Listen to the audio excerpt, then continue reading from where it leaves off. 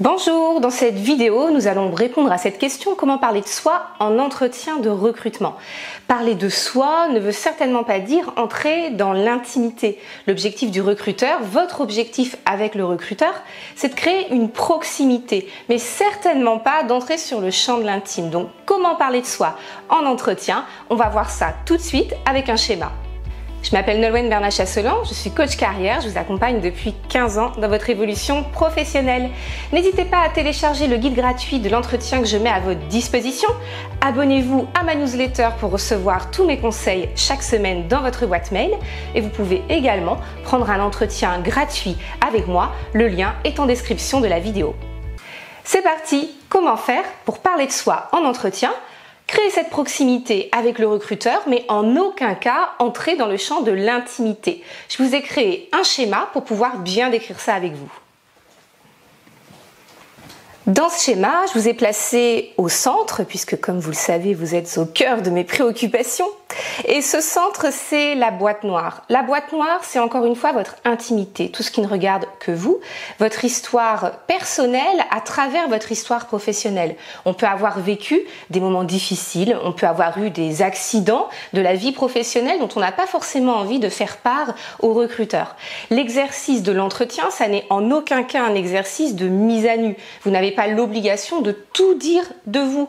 Vous avez la nécessité de raconter ce qui va être utile pour le recruteur pour qu'il puisse bien comprendre quel est votre potentiel, quel est votre projet professionnel, comment vous avez envie de vous projeter avec lui et surtout sur le poste qu'il a publié. Donc cette boîte noire, elle est fondamentale, c'est votre espace de protection. Cette boîte noire, c'est aussi ce qui vous permet de construire votre posture professionnelle. Qu'est-ce que c'est qu'une posture professionnelle? Eh bien, c'est votre manière d'être construite. Construite ne veut pas dire factice, on peut être tout à fait honnête, congruent dans sa posture professionnelle, mais en tout cas, on ne va pas être totalement naturel. C'est une excellente manière de se protéger aussi en situation de travail. Donc tout ce que je vous dis là a pour objectif de mettre la juste distance entre la personne intime que vous êtes et la personne professionnelle que vous présentez au recruteur. Donc première chose, il y a cette boîte noire qui vient protéger votre intimité. À partir de ça, comment vous allez pouvoir parler de vous en entretien? Vous allez pouvoir le faire de 4 manières différentes.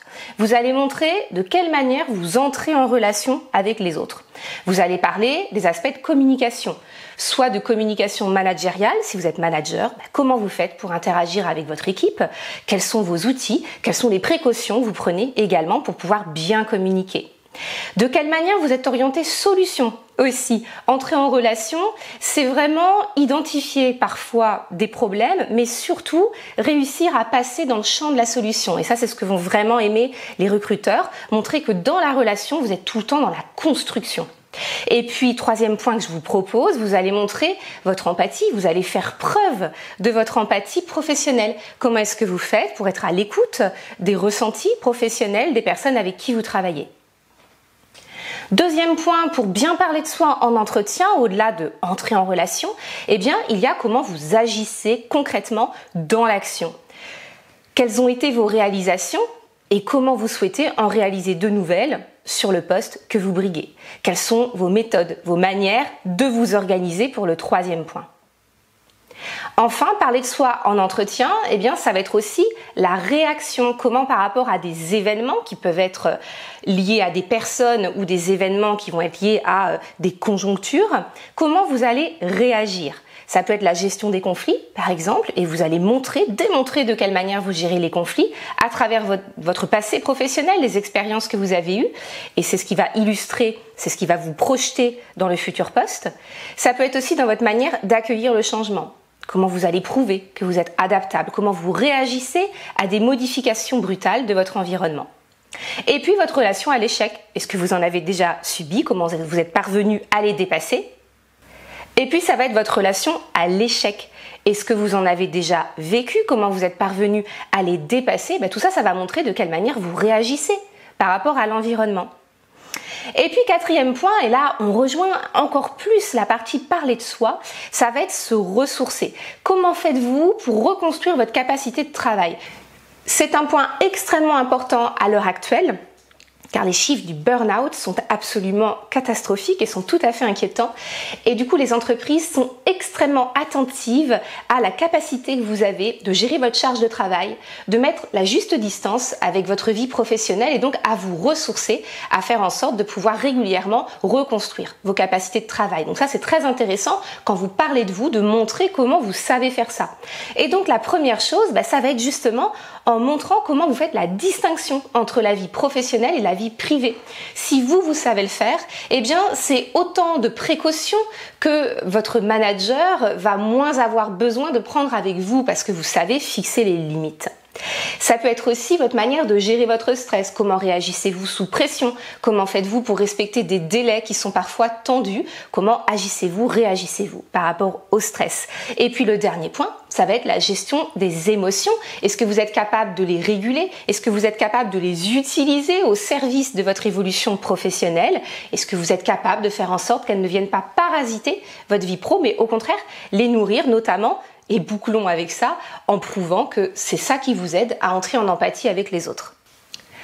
Donc vous l'avez compris, parler de soi en entretien, ça recouvre énormément de choses.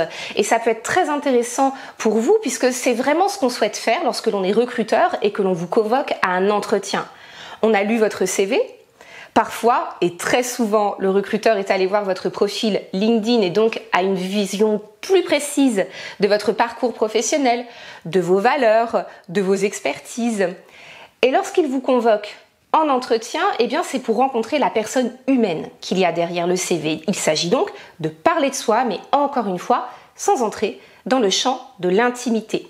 Si vous respectez ces 4 critères, vous allez montrer qui vous êtes en situation professionnelle. Et c'est ça que le recruteur cherche à évaluer. C'est la raison pour laquelle il va très probablement vous recontacter. Merci d'avoir regardé cette vidéo jusqu'au bout. Si elle vous a plu, signalez-le. N'hésitez pas à vous abonner à ma chaîne YouTube. Je vois que vous êtes de plus en plus nombreux à la regarder. Je vous en remercie. Mais surtout, abonnez-vous. C'est vraiment une manière de m'encourager. Et ça me fait vraiment plaisir chaque fois que je vois que vous vous engagez, vous aussi, dans cette chaîne, dans cette communauté. Je vous dis à très bientôt dans d'autres vidéos.